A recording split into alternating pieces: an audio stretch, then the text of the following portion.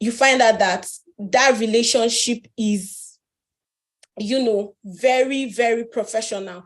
So boundaries are expected, boundaries are respected, and the focus is on the individual and the goals that they are trying to achieve through that therapy. The next thing is, therapy is not a cure-it-all. Some people may go through therapy and, have whatever challenges that they are facing sorted out. Whereas there are certain people that have a longer term diagnosis. So the goal is not always to get treated per se. There's a possibility that a person may get through therapy and may not get through it. The goal is always to ensure that whatever the person is going through, they are able to have a better coping mechanism. Whatever it is that they are going through, they come to a place where their symptoms does not interfere with their daily life. So yes, that's that about therapy. So moving on to accessibility, access is therapy accessible in Nigeria? What is access, first of all? Access is it being easily understood? Is it being appreciated? Can it be reached? So one thing about Nigeria is that you find out that in this part of the world, mental health is greatly stigmatized.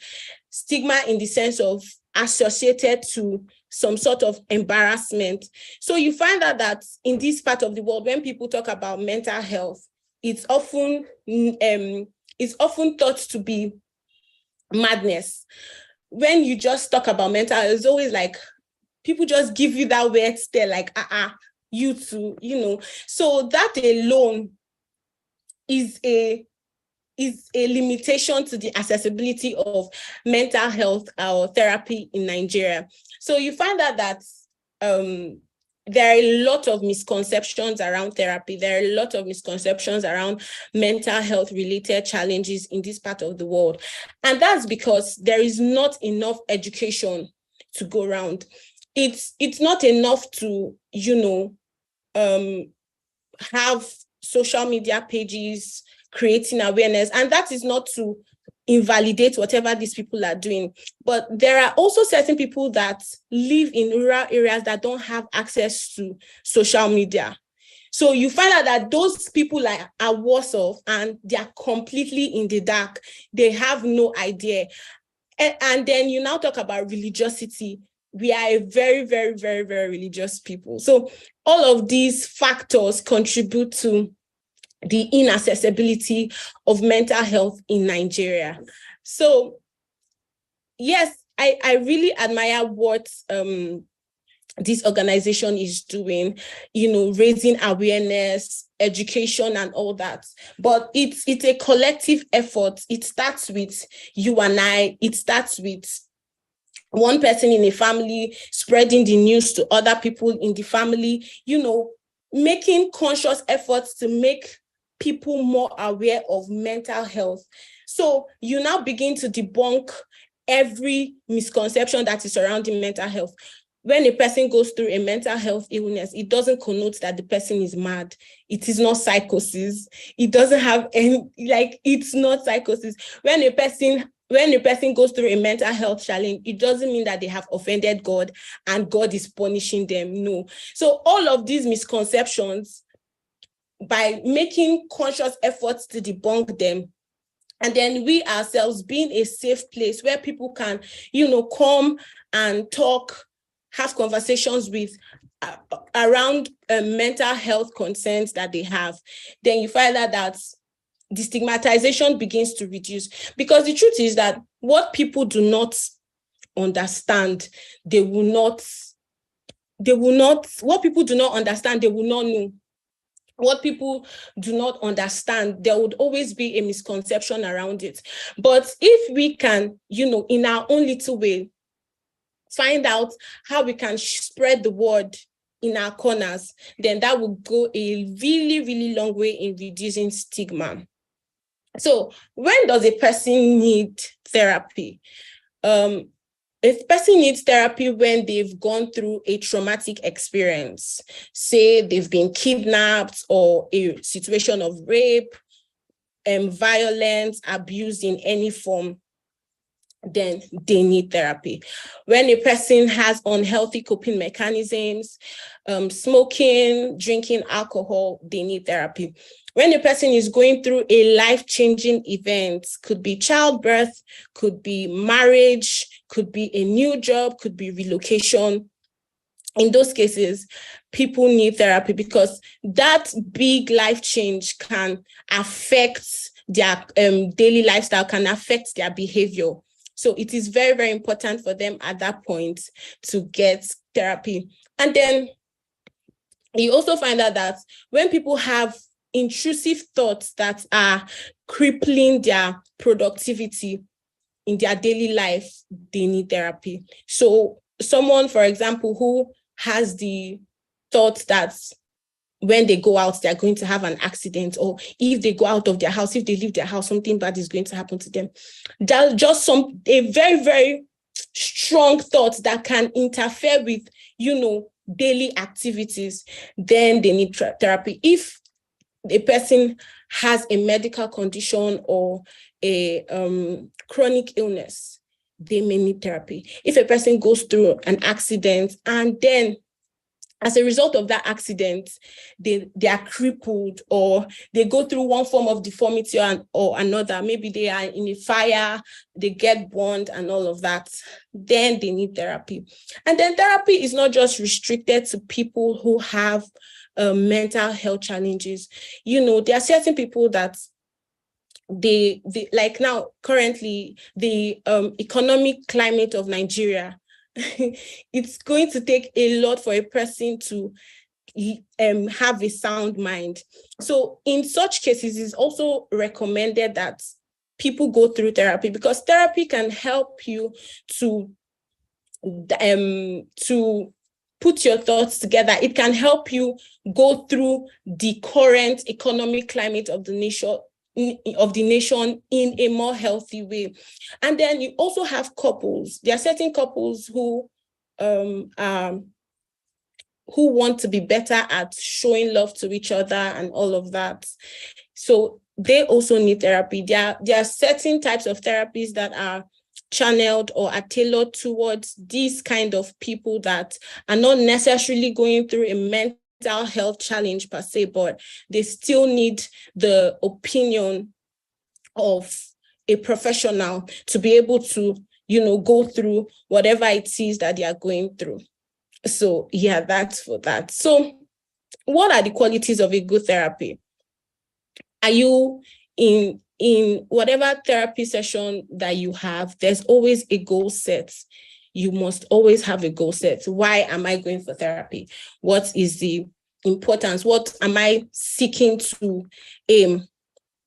What am I seeking to aim with this therapy? So you find that if your goals are being met, then that is good therapy. If you feel heard during your therapy session, that is good therapy. If it's a non-judgmental space, that is good therapy. So these are some of the criteria of a good therapy.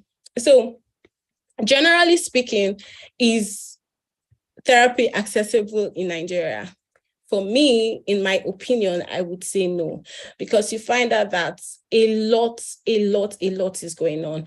And the average person doesn't know where to seek help when they are going through a mental health challenge. A lot of people don't know. Some people don't even know that they need that help to even begin with. So truly, it's not accessible. You find out that the healthcare system in Nigeria is already in shambles. So there isn't so much to say about physical health, not to talk of mental health. The less than 3% of the budgets for health is invested into mental health. And that is very, very, very poor. And because of that, you find out that a lot of private practices, when they now eventually go into therapy, you now find out that there's an increase in the fees because they're giving a lot of value and the demand is high. to people that are aware of it. So you find out that there's a lot of increase, and a lot of people may not even be able to afford it. But you discover that if the government should invest more money in mental health care, it's going to go a very long way. If I, as an individual, can walk into a government hospital and then go through therapy without any shame or whatever, because there are certain people that will tell you that they've been to certain government-owned hospitals, and in their psychotherapy session, the kind of relationship that they have with their therapists are not healthy for them. So at the end of the day, it's doing more harm than good.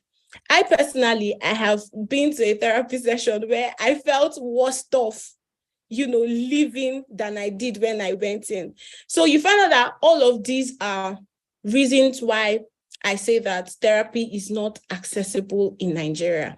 However, there are certain organizations that have put in a lot of work to ensure that they offer free therapy services to people around the world. You have Mental Health Awareness Nigeria Initiative, you have Blue Corridor Consulting, you have BetterHelp. BetterHelp is an online therapy platform. You have Sunshine Series, you have Unforsaken House of Hepzibah, and these are some organizations that I'm very well aware that are actively not just creating awareness, but also offering therapy services to clients. So the disadvantage of this non-accessibility is that a lot of people who are experienced, who are trained, want to go where there is greener pastures. They want to go to locations where there is money per se, because not enough awareness is done in certain parts of Nigeria. So you find out that these people cannot easily access therapy in certain rural areas because they don't even know what it is to begin with. But if there's an even distribution around the country, then therapy will be more accessible, because as much as online therapy is saving a lot now, it still has limitations. Again, not to invalidate it, but it's just the reality. Therapy is often, it's encouraged to have physical therapy as much as possible. So it's very, very important that in our little way, as much as possible, we are creating awareness around mental health. In our little way, we are creating a safe, non-judgmental space for people to talk to us, so that if people are not able to afford these therapy services, when they come to you, how do you react? Do you tell them, pray about it? Not to say that prayer is not good, don't get me wrong. Or do you start to compare challenges with them? Oh, your own is even better, safe. If you know what I'm going through, it's not enough for you to keep, all of those insensitive comments. So we as individuals must also play our part in ensuring that we are a safe space to people. And then we can arm ourselves with resources that are available for now to be able to help people who come to us for mental health care. Thank you very much. That is what a fully packed session right there from Maya. I think I was taking a lot of notes, and I'm sure a lot of others were doing the same, and I think it was really value packed. I was able to jot down a lot of stuff, and I could also relate with many of the things that Maya has mentioned there. I particularly like the fact that you were able to also give us some names of alternatives where people can access these therapies at low cost or free of charge, and places like MCF as well, where we have Joe and stuff like that. I think that was really exciting, and thanks for bringing it home. Thanks for making it very practical and relatable, with the circumstances surrounding Nigeria and Nigerians. And I think one of the things I picked from there is a new English, therapeutize. I think that new word is going into my dictionary. so you don't therapeutize everything, as Maya said. I think I really like that. And one thing that also stuck with me is the fact that therapy is not a quick fix. Because when you look at it truly, a lot of people tend not to be patient, and perhaps when they go for therapy, they're expecting a therapist to be a miracle worker, which is usually not the case. And thanks for those enlightenment. Thanks for giving us those tips. Thanks for making us know some places where people could go to access some of this therapy. Thanks for making it very relatable, Maya. Very much appreciated. And I want to use this opportunity to also mention that in case anyone has a question, you could start dropping your questions in the chat. The team would be noting them down, and we are going to bring them up at the Q&A session. So just note them down. Don't let them fly away. Drop it in the chat box, and we're going to take note of it, and we are going to address your questions. Thanks so much again, Maya. I wish we could even go longer than that, but unfortunately, we are limited by time. And to move ahead, I'll now be passing the mic to our next speaker, the indefatigable speaker in person of Joseph Akomo. Thanks so much, Joseph, and we'll be happy to see you and also hear what you have for us. Joseph, are you with us, please?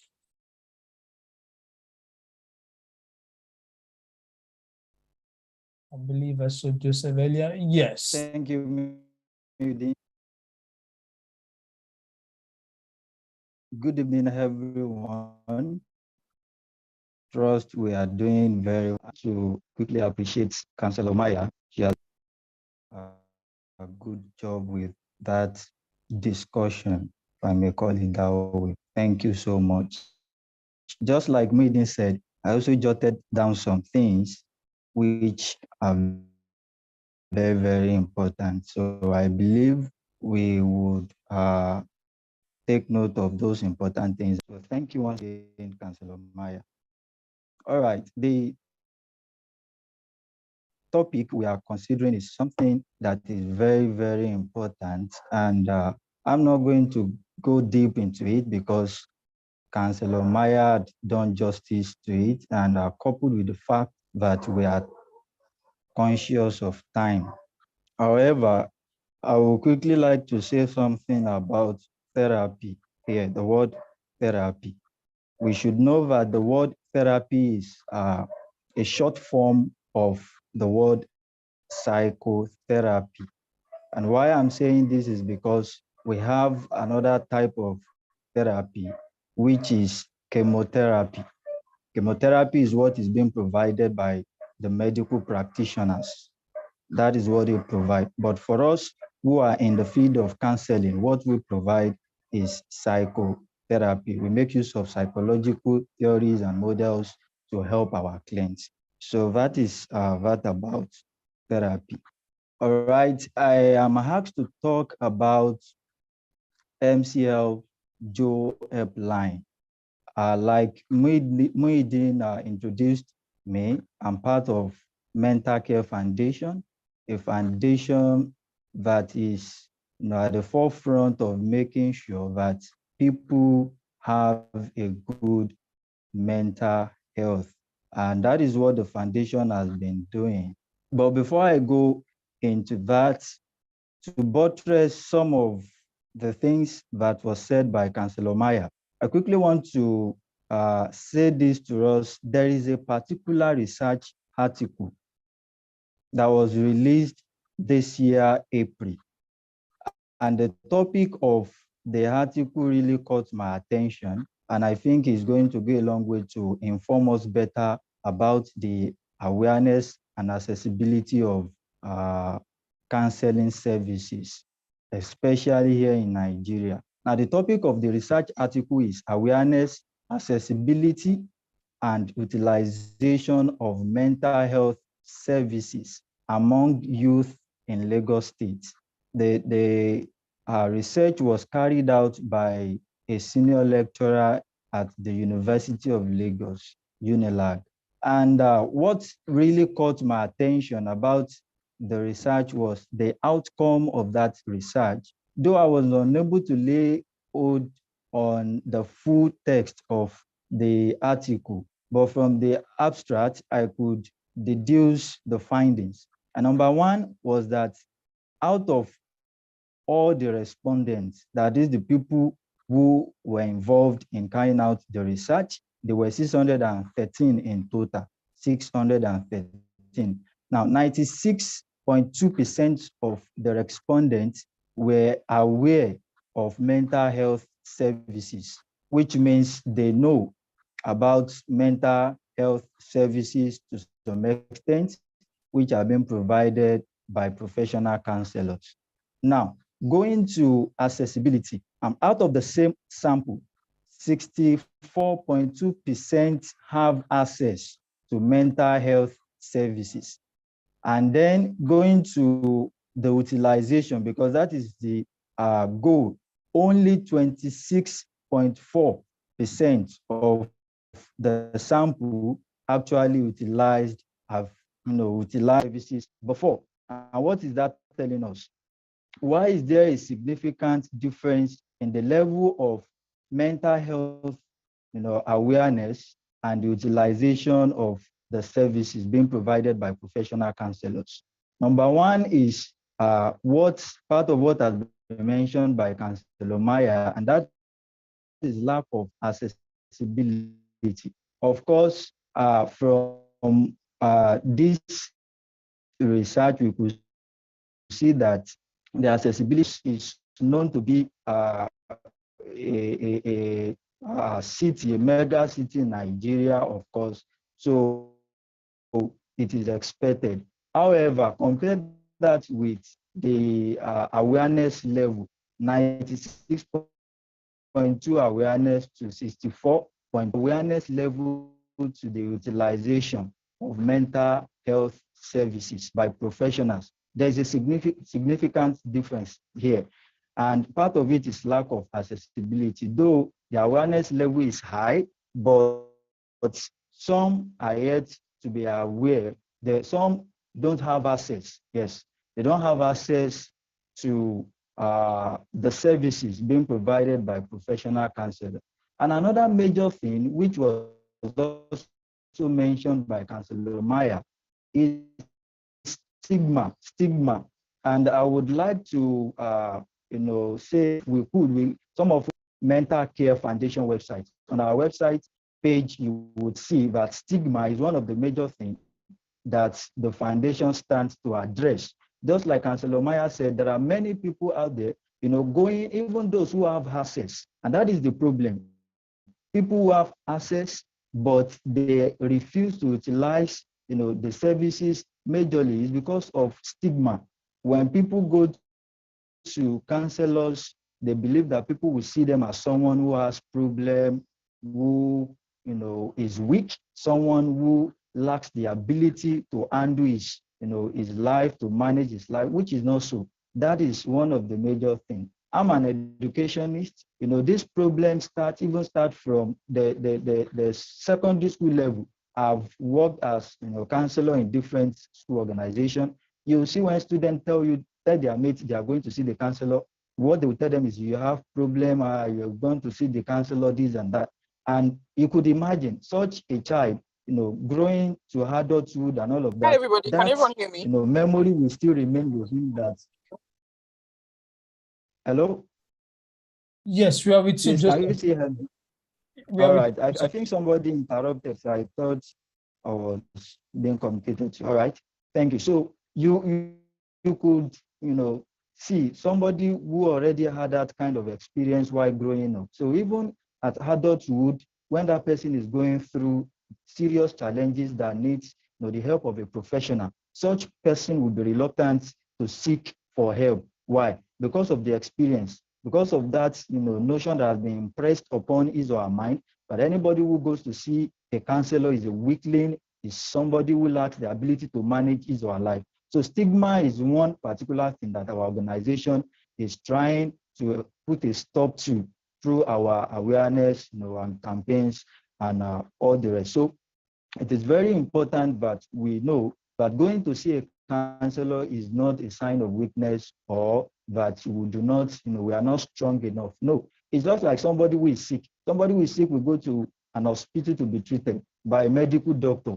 And that is, to provide them chemotherapy. So what we are providing is psychotherapy. So it's the same way when somebody has life challenges, such as some of the things that have been mentioned by Councillor Maya, it is needed that such a person will seek for a good counselor, a good psychologist to help them out so that they'll be able to live a better life. So that is that about that. Now, what is MCF Joe Helpline? Now, like I said, that Mental Care Foundation is a non-governmental organization that is at the forefront of making sure that there is this awareness about mental health and all of that. Now, this idea of the helpline came up during the height of COVID-19 pandemic, and the executives then felt that at this moment that people were going through a lot, and so the helpline was launched, to help people, to talk to people, because as at that time there was total lockdown, so people were restricted, movement was restricted, and all of that. So the helpline was launched in 2020. Yeah, if I'm right. And since then, the foundation has been able to reach out to a lot of people. We've been able to help a lot of clients with diverse issues, academic, marital, relationship, career, a lot of issues we've been able to attend to. So that is basically what the MCF Joe Helpline is about. It's an online platform where people can access professional counselors to help them in managing some issues that they think is giving them mental, challenge. Then why Joe is helpful? Yes, the helpline is helpful in the sense that I'm one of the counselors in the foundation that attend to clients. Now I can tell you for free that a lot is happening to people out there. A lot is happening to people out there. And the fact that the helpline is free, so free, if you call in, the foundation is not charging a dime. And we also made it in such a way that even people who don't have that wherewithal to put a call through to the line, you can access through WhatsApp. That is in a way to reduce costs on the part of the clients. So the platform has helped a lot of people. And one of the major things that we ensure, which is core of our profession, is privacy and confidentiality, which is what that platform also guarantees. It guarantees privacy, it guarantees confidentiality. And so we've been able to manage a lot of issues. We've been able to help a lot of people. I know people, I've had one client who called one day. In fact, it was terrible. Around 10 p.m., you can imagine. I just had to provide that, psychological first aid to calm her down because it was in the dead of the night. So, and at the end of the day, before she dropped the call, she felt better than when she called him. So the helpline has been able to help a lot of people. Now, success story, like I said, we've attended to a lot of people coming with a lot of challenges, a lot of issues of life. But there's this one I would like to share. Of course, I'm not going to give us the full details because of privacy. But then there was this lady that I had a session with. The lady, when she started the session with me, she explained some things and all of that.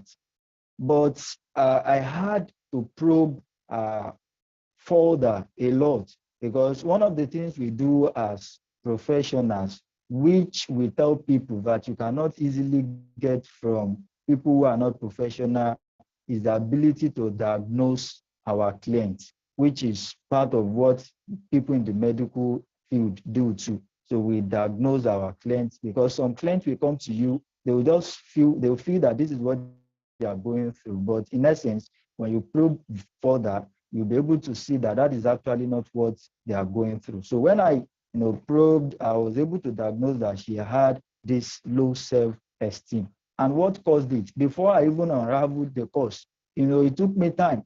The cause of that low self-esteem was her complexion. She was this dark person in complexion. And what made that to affect her was because when she was growing up, people had bullied her because of her complexion while in school and all of that. And it transcends into her, adulthood and all of that. But, throughout the period of the sessions that we had, we were able to work around it, and she became better. The self-esteem was boosted and all of that. So that is part of the success story we have been able to record as a team in the Joe team. All right, how to find or access Joe. Of course, like Baliki said, we have a flyer, which I think those in the social media team would make available to us so that we can be able to see the details on it. We have 2 helplines that people can use to assess professionals, in the foundation that can help them with their issues and the likes. And why we should utilize platforms like Joe, just like Maya said, people have to understand that in life, everybody needs help. Even counselors, everybody. And just like Maya said, we are not expected even as counselors to say, okay, my family member, I'm going to provide therapy for him or her in the stores, because of different bias that can come up. So we have to refer. The best we can do in that wise is to refer such an individual to utilize like Joe, with the fact that it is even free. It is at no cost, because the organization, has this passion to help people, and that is why it is at no cost for anyone who is accessing the platform. So we can, try to tell people about the Joe platform, because we have so many that, yes, they have professionals that can help clients, but then you have to pay something, even if it is a token. And we all understand the state of the economy in Nigeria as of today. So, the lack of wherewithal to even access is something that is constituting another problem. So for platform like Joe, which is very free, can be accessed by people, and it will really go a long way to help them. So I think I should stop here. I'm sure I've even overspent the time allocated. I'm sorry for taking much of the time. Thank you. Over to you, Muideen. Not a problem at all, Joseph. Thanks so much for the information you have shared. Very, very valuable information. Still about therapy, valuable information also about Joe, about what Joe is about our success stories, about how people can take advantage of Joe. Thanks so much for that once again, and it was a huge pleasure to have you speak to us about Joe, and also a bit about therapy. Thanks again for that. And like I mentioned earlier, please, if you do have any questions, please drop your questions in the chat box, or you could also unmute yourself to ask these questions. We now gradually approach the end of this session, so I believe it would be very nice to get some questions from you. And also, maybe you want your questions to be private, you could also reach out to the Mental Care Foundation team, and they would also gladly pass on your questions to the speakers. But I think there are a couple of questions here that I would like to address to Councillor Maya. So first is that, how can I get the best out of my therapy session, right? So, like you mentioned, therapy is not a quick fix, right? So having come to the understanding of that, if I'm going for a therapy session, could you just give us a couple of tips to say, okay, these are the best ways you can get it, you can, squeeze the best value out of your therapy session? I would really appreciate your response. Thank you. Okay. The best way to get value out of a therapy session is having a goal, right? So before you make up your mind that you're going for therapy, why do you want to go for therapy?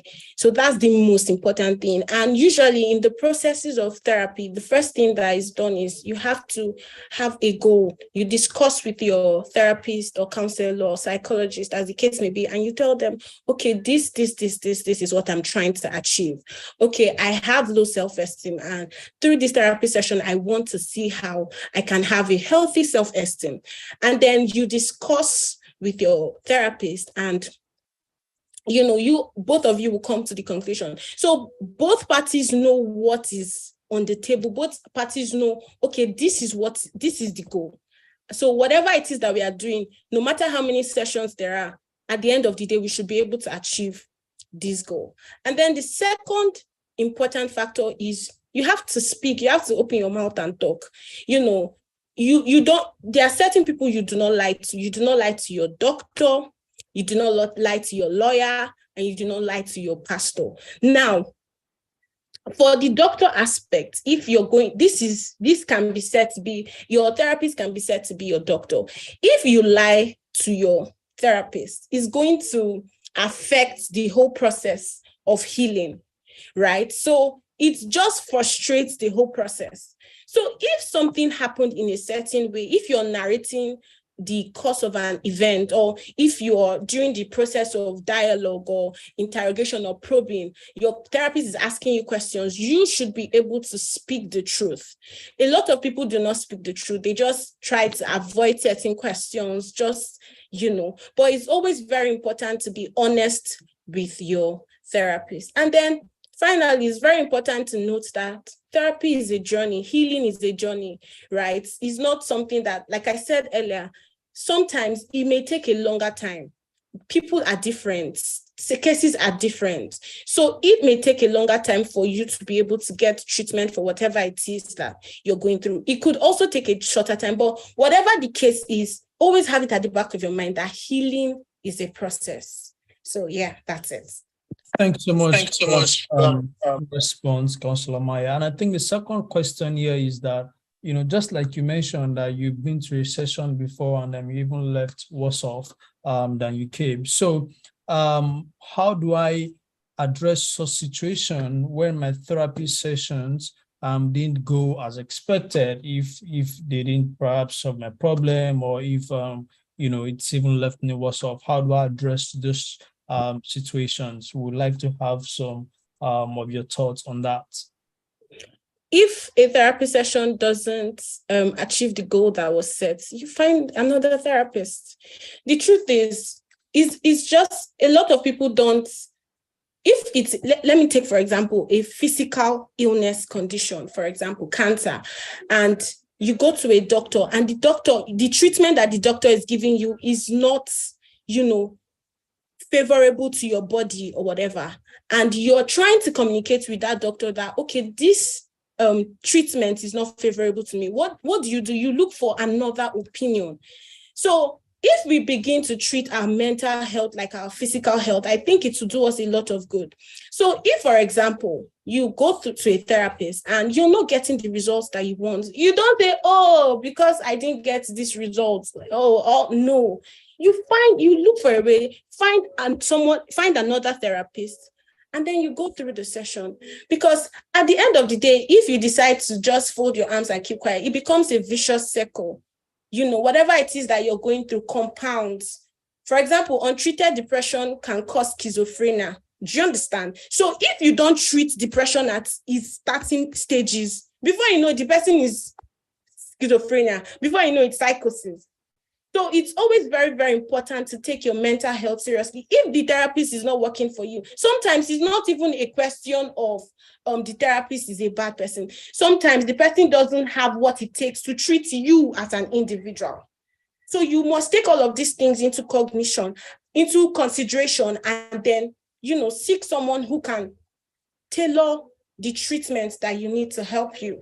So yeah, that's it. All right, thanks so much. I think those are the questions that we have. In case you have any other questions after the session, please feel free to reach out to Mental Care Foundation, and we'll be happy to pass on your questions to the speakers. And now I would like to call on Shola, who is the head of the events team, the team that have worked assiduously to put this session together. So Shola would be coming on stage to give us a closing remark. Now I pass the mic to Shola. Shola, over to you, please. Thank you very much.